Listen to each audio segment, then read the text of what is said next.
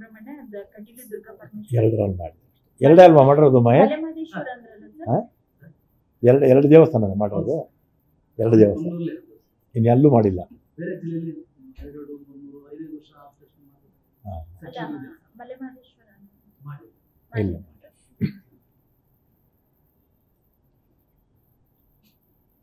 ಹೆಚ್ಚಳವನ್ನ ಮಾಡಿದ್ದಾರೆ ಅಂತ ವರದಿ ಬರ್ತಾ ಇದೆ ಸರ್, ಏನ್ ಹೇಳ್ತೀರಾ ಸರ್? ಎಲ್ಲ ದೇವಾಲಯ ಆಮೇಲೆ ದೇವಸ್ಥಾನಗಳಲ್ಲಿ ಈ ಸೇವಾ ಶುಲ್ಕ ದರ ಹೆಚ್ಚಳ ಮಾಡೋದಕ್ಕೆ ರಾಜ್ಯ ಸರ್ಕಾರ ಯಾವ ನಿರ್ದೇಶನನೂ ಕೊಡೋದಿಲ್ಲ.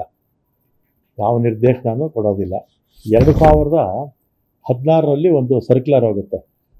ಆ ಸರ್ಕ್ಯುಲರಲ್ಲಿ ಏನಿದೆ ಅಂತ ಹೇಳಿದರೆ, ರಾಜ್ಯದ ಧಾರ್ಮಿಕ ದತ್ತಿ ಇಲಾಖೆಗೆ ಒಳಪಡುವ ಅಧಿಸೂಚಿತ ಸಂಸ್ಥೆಗಳ ಕಾಲಕಾಲಕ್ಕೆ ಸೇವಾರ್ಥ ದರಗಳನ್ನು ಪರಿಷ್ಕರಿಸುವ ಬಗ್ಗೆ ಅಂತ ಒಂದು ಸುತ್ತೋಲೆ 2016ರಲ್ಲಿ ಕಳಿಸಿದ್ರು.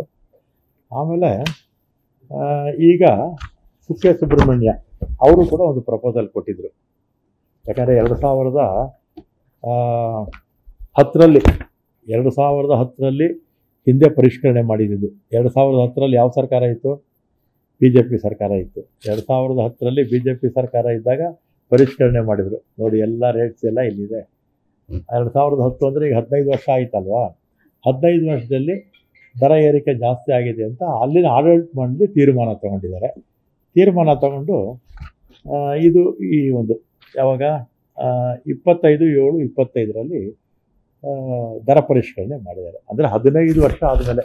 ಹಿಂದೆ 2010ರಲ್ಲಿ BJP ಸರ್ಕಾರ ಇದ್ದಾಗ ದರ ಪರಿಷ್ಕರಣೆ ಆಗಿತ್ತು.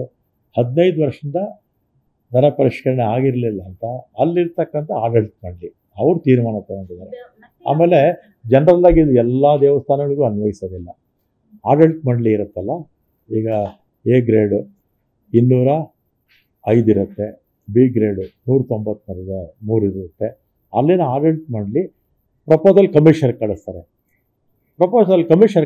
ಮಾಡ್ತಾರೆ. ನಾವು ಸರ್ಕಾರ ಯಾವ ನಿರ್ದೇಶನನೂ ಕೊಟ್ಟಿಲ್ಲ. ಆಡಳಿತ ಮಂಡಳಿ ತೀರ್ಮಾನ ತಗೊಂಡು ಕಮಿಷನ್ ಕಳಿಸ್ತಾರೆ. ಈ ರೀತಿ ನಾವು ದರ 15 ವರ್ಷ ಆಯಿತು, ಹೆಚ್ಚಳ ಮಾಡಿ ಸ್ವಲ್ಪ ಜಾಸ್ತಿ ಮಾಡ್ಕೊಳ್ತೀವಿ ಅಂತ ಕಮಿಷನ್ ಕೊಟ್ಟಿರ್ತಾರೆ ಅಷ್ಟೇ. ನಮ್ಮ ನಿರ್ದೇಶನ ಏನೂ ಇರೋದಿಲ್ಲ. ಕೆಲವು ದೇವಸ್ಥಾನಗಳು ಬೇಕಾದ್ರೆ ಮಾಡದೇ ಇದ್ರೂ ಕೇಳೋದಿಲ್ಲ. ಬೇಕು ಅಂದಾಗ ಕಮಿಷನ್ ಪರ್ಮಿಷನ್ ಕೊಡ್ತಾರೆ. ನಮ್ಮ ಸರ್ಕಾರದಿಂದ ನಮ್ಮ ಸಚಿವಾಲಯದಿಂದ ಯಾವ ನಿರ್ದೇಶನವೂ ಇಲ್ಲ. ಯಾರೋ ಅಪಪ್ರಚಾರ ಮಾಡ್ತಾರೆ ಅಷ್ಟೇ BJP ಅವರು. ಮಾಡ್ತಾರೆ, ಅದೇ ಕೆಲಸ BJP ಅವ್ರದ್ದು. ದೇವರ ಹೆಸರಲ್ಲಿ ಓಟ್ ತಗೊಳ್ತಾರೆ, ಧರ್ಮದ ಹೆಸರಲ್ಲಿ ಓಟ್ ತಗೊಳ್ತಾರೆ. ಧರ್ಮದ ಕೆಲಸನೂ ಮಾಡಲ್ಲ, ದೇವ್ರ ಕೆಲಸನೂ ಮಾಡಲ್ಲ. ಆರ್ಚಕರಿಗೆ ಒಳ್ಳೇದು ಮಾಡೋಣ ಅಂತೇಳಿ ಕಾನೂನು ತಿದ್ದುಪಡಿ ತಂದ್ವಿ. 40,000 ಜನ ಆರ್ಚಕರಿದ್ದಾರೆ. ಕಾನೂನು ತಿದ್ದುಪಡಿ ತಂದ್ವಿ, ಅದಕ್ಕೂ ಅಡ್ಡ ಬರ್ತಾರೆ. ಇಲ್ಲ, ಯಾರು ಕುಕ್ಕೆ ಸುಬ್ರಹ್ಮಣ್ಯ 2010ರಲ್ಲಿ ಮಾಡಿದ್ದು BJP ಸರ್ಕಾರ ಇದ್ದಾಗ. ಈಗ ಅವರು ಕಟೀಲು ಆಮೇಲೆ ಇನ್ನೊಂದೇನು ಗೊತ್ತಾ, ಕಟೀಲ್ಗೂ ನಮಗೆ ಮುಜರಾಯಿ ದೇವಸ್ಥಾನನೇ. ಅಲ್ಲಿ ನಮ್ಮ EO ಯಾರೂ ಇಲ್ಲ, ನಮ್ಮ ಕಂಟ್ರೋಲೇ ಇಲ್ಲ. ದೇವಸ್ಥಾನ ಮುಜರಾಯೇ. ಅವರು ಕೋರ್ಟಲ್ಲಿ ಸ್ಟೇ ತೊಗೊಂಡ್ಬಿಟ್ಟು ನಮ್ಮ ಕಂಟ್ರೋಲೇ ಇಲ್ಲ, ನಮ್ಮ EOನೇ ಇಲ್ಲ ಅಲ್ಲಿ. ನಮ್ಮ ಯಾವ ಆಡಳಿತಾಧಿಕಾರಿನೂ ಕೂಡ ಅಲ್ಲಿ ಇಂಟರ್ಫಿಯರ್ ಆಗೋಂಗೆ ಇಲ್ಲ. ಆ ರೀತಿ ಕೋರ್ಟಲ್ಲಿ ಆದೇಶ ತೊಗೊಂಡ್ಬಿಟ್ಟಿದ್ದಾರೆ ಅವರು. ನ್ಯೂಸ್ ಫಸ್ಟ್, ನಿರ್ಭೀತಿಯಿಂದ ನಿಮ್ಮ ಪರವಾಗಿ.